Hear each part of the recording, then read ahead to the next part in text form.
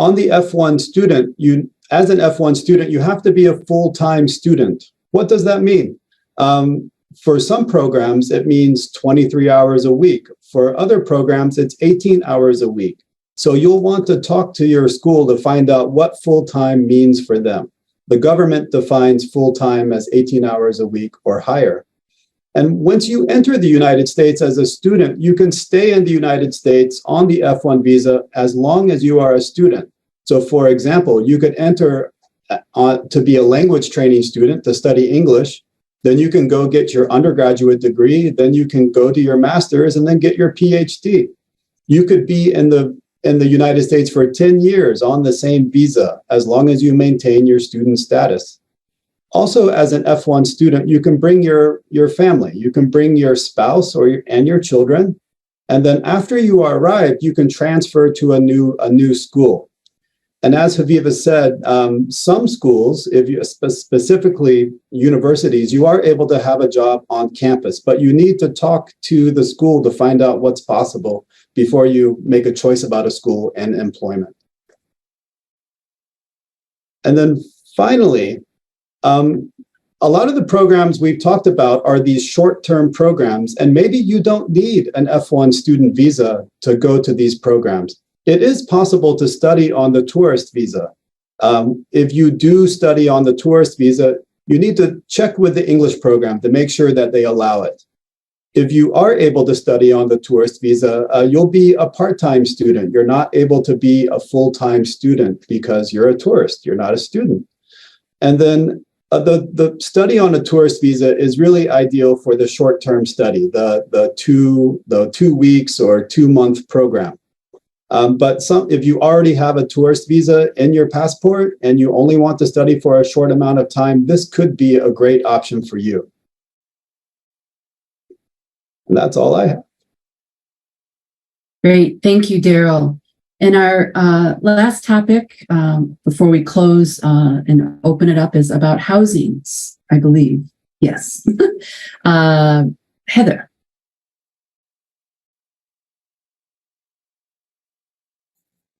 I need to unmute myself first. So you have decided on your school and you have decided, where you want to live. You've gotten your visa. You need to start thinking about housing and the type of housing that's available to you. There's so many different options, just like there's so many different programs. So it'll depend on your length of study and the options that your school offers. So you want to choose your housing options before you arrive, okay? Make sure you investigate that, you look into it before you arrive in the United States. So there are basically 2 types of housing. You have on-campus housing and off-campus housing. On-campus housing includes residence halls. So a residence hall can be traditional, where you have a room with a bed and a desk. You might have a roommate. And then you have communal areas, which are areas that all of the people living on that floor or in the residence hall, they all can hang out together. It might be bathrooms, it might be lounges, you might have a communal kitchen. There's also special residence halls. So a residence hall for freshmen, or maybe multicultural housing. You might have an international floor. There's all different kind of options when it comes to residence halls. You might also have on-campus apartments. And these apartments are on campus, and you might have kitchen, you might have a shared living area, you'll have roommates, you have a little bit more independence than residence halls, but you're still on campus. Okay? Maybe you want to choose to live off campus, or maybe your program only offers off-campus housing. There are a lot of options for off-campus housing. Maybe you're going to do homestay. So a homestay is where you live with a family. It's a great way to learn about American culture, to practice your English. Some schools actually partner with homestay organizations. And so you can talk to your school to find out if they have a homestay program. You could also choose like an independent apartment. And this is where you find your own apartment, either living by yourself or with roommates. Now, if you choose this option, you will need to sign a lease and you'll have to pay utilities and things like that. If you want to live with a roommate in an apartment, your school might have a list of people who are looking for roommates. Another option is school-managed off-campus shared apartments or houses. This is where the school owns the apartments and houses, and you pay the school to live there. And maybe you'll live with assigned roommates. You're still off-campus, though, so you have that independence. Another option is private rooms for rent. So you could rent a room in a house. You want to check to see what you are allowed to use in the house. You know, maybe you just get a room, or are you allowed to use the kitchen or the living room? Okay. Some schools will offer a list of rooms for rent. Just be careful that you check out the place for a room to rent first. Maybe you go and check it out yourself, or you find someone, maybe you know someone in the area and they can check, because you just want to make sure that you know what you're moving into when it's a room for rent. Some things to consider. So what can you afford? You know, we've talked about the costs. You know, everybody has a certain amount of money that they can pay. Different parts of the country cost more than other parts. So you want to look into that when it comes to housing. When you're considering a school, what can you afford? Okay. How are you going to find the housing? Okay, so check with your school, see what housing they offer. You can check website, social media. All of this is a good way to decide what you can afford. Okay. Next one is what amenities do you want? So amenities are things that help you in your life, like maybe something that's offered. So an amenity could be a pool or laundry service. Amenities on campus could be easy access to classes, the dining hall, the recreation center. So think about, what do you want? What amenities do you want? Okay. Another thing is, do you want to live with roommates or alone? So what kind of housing do you want? Do you want roommates or do you want to live alone? Do you want to meet as many people as possible? Do you want your privacy? You know, what are you looking for when it comes to who you're going to live with? Right? Do you have transportation? So if you don't have transportation, it's better to live on campus or near campus so that you can walk or ride a bike. If you have transportation, you can live farther from campus, but always remember about commuting. So if you're in a big city, like in California, traffic is crazy. So it might take longer for you to get to class. If you're on the East Coast, you might have public transportation that would be a little bit easier, but always consider that. Right? And finally, again, what kind of housing do you prefer? Everyone has different preferences. So think about, what do you want? Do you want to, again, meet people? If so, maybe you want to live on campus. Do you want your privacy? Then maybe you're going to want to live off campus in your own apartment. Okay? Do you want to learn more about culture? Maybe you want to live with a family.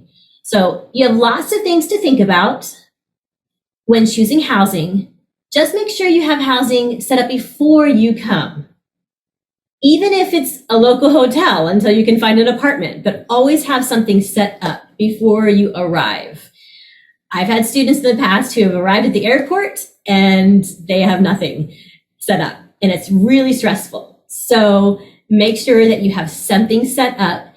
Talk to your school. They have lots of options and they'll be able to help you as you search for housing.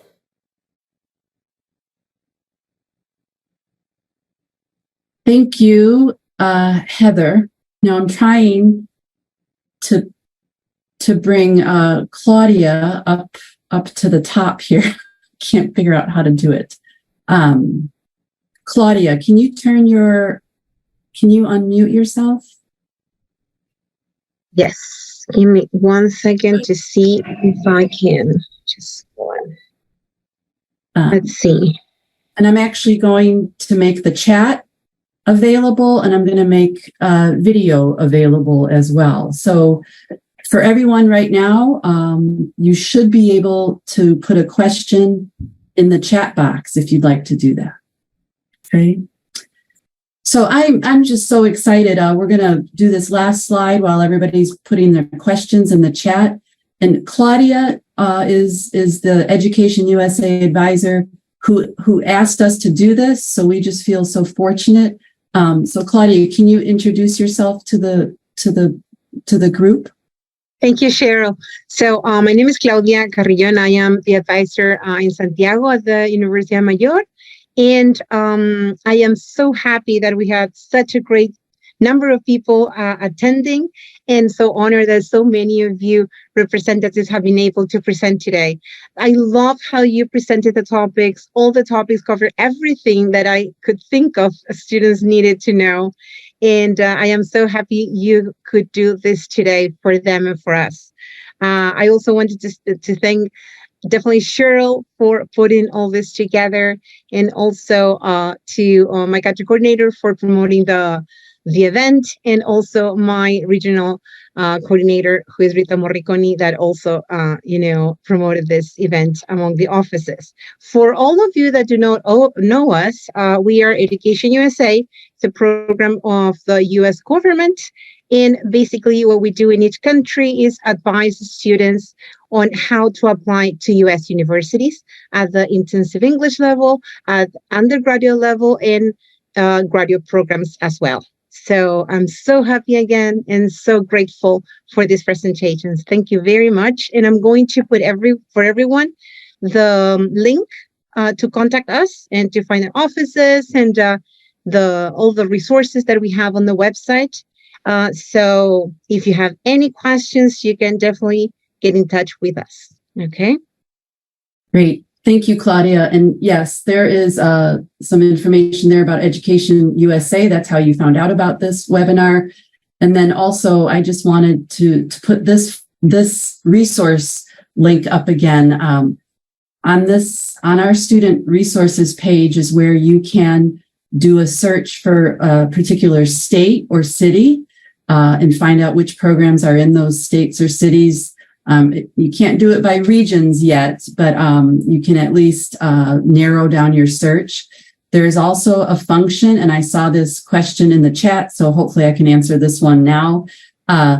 There is also, if you wanted to go to Illinois and you wanted to find out if there are any programs with scholarships, you can choose you can click on scholarships and it'll give you programs that have scholarships. The inquiry form that you can see there, I'm hoping I'm looking at everybody with their phones right now, filling out the inquiry form, and what I will do following up any inquiries we get, I will send them to the states or the cities that you mentioned. So please use our resources. And now I'm going to ask for some help because a lot of questions came through. And where can we start? I mentioned the scholarship link. Cheryl, would you like me to put the link of the inquiry form in the chat?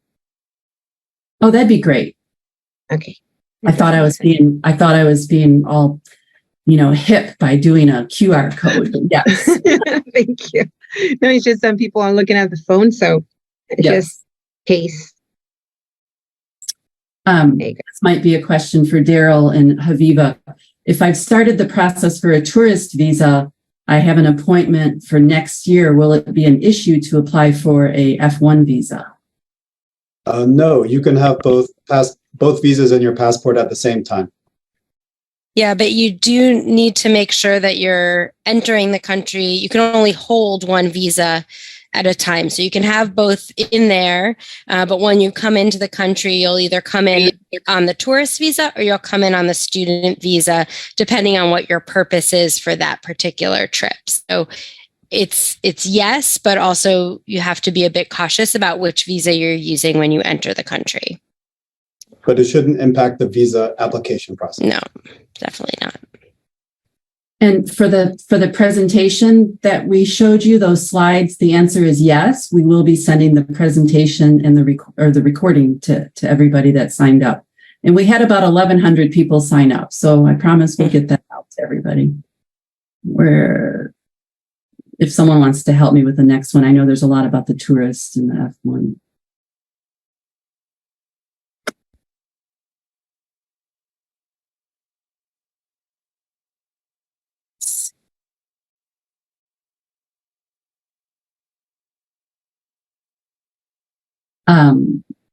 Where can I apply for programs in New York? If you go to that inquiry form or to our website, you can look for New York or other cities also in the U.S. There was a question about if someone has a working visa, are they able to study? Yes, if they're here on a H, V, E, or O visa, they can take English classes while they're working. Now, balancing the English classes while they're working is another story, but they can take the classes. There's a lot of questions about scholarships. Do we want to talk a little more about that? In my experience, there's not a lot of scholarships for intensive English study in the United States. But there are ways to save costs, and that's by maybe studying as a tourist if you want a short-term program or reduce the length of your study. You can also, if you do get the student visa, you can find a program that fits your needs that might be in a less expensive part of the country, for example. So you just have to do a little homework and find out what are the options available, what is your budget, and what is the area of the country that might be the best fit for you for what you're looking for. And Daryl, I'm going to go ahead. Can everybody see my screen here again? So, Yes. yeah. So I just want to show, this is on our website under program search. Okay. And I know this is weird, but you have to put the United States first. And let's say I wanted to go to Georgia, the state of Georgia. And then right here, I wonder if there are any scholarships for any programs in Georgia. So I do Georgia and I click yes. And then I hit the button and I'm holding my breath, hoping.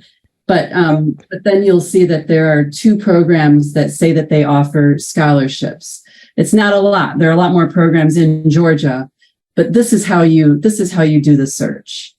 So really, if you wanted to leave this empty and just hit this button and say yes, then you would get a list of all the English USA programs that offer scholarships, and then you can contact them directly. I hope that helps. Also, Cheryl, I would like to add that a lot of English programs are less expensive than university degree-seeking programs. So if you need to study English first, you can normally find a more affordable option, even at programs at universities.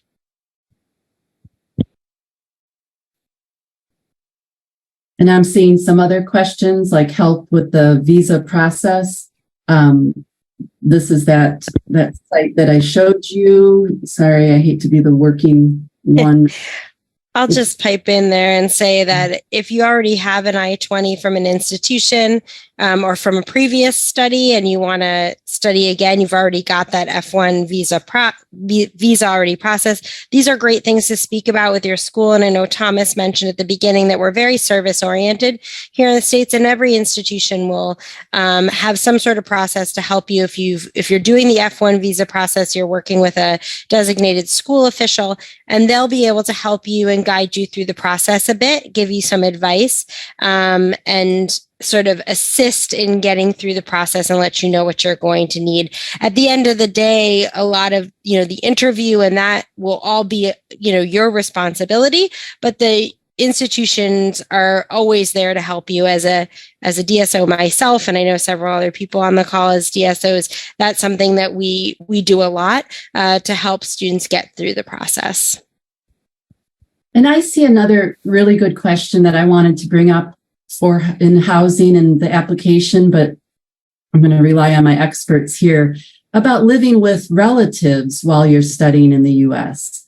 When I was in Brazil speaking to a visa consular officer, you know, that could be an important part of an interview, that you're going to stay with relatives while you study English. Is that correct? I mean, it's okay. It depends on the program, but like what you can do is talk to the school and say, hey, I'm living with my family, and they may be able to remove the estimated housing costs from the I-20. So that's less money you have to show when you go to the embassy.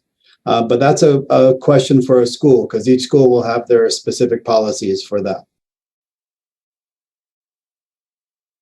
And also, to be honest, I don't know if I would go to the embassy and say, hey, I'm living with my family member, because then they might think you're trying to immigrate to the United States.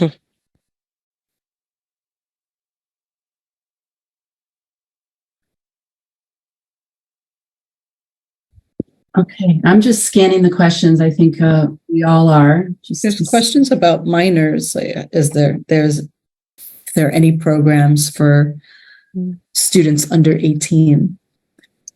It's a great question, and we probably should have prefaced that that English USA, you know, are mostly post-secondary programs. But once again, find a program. You can pick a state. I'm not going to. Okay, you can also go to a map, that if you want to look at a map. But youth programs, minors, youth, juniors, it's a lot. There are a lot of terms that are used. So if you want to find out if one of our members has youth programs, click on yes, hit the button, and this is going to show you all the youth programs in the United States. Okay, there's a lot, 88. All right. You really want to consider where you want to study, right? And in this case, the parents want to consider where you want to study too.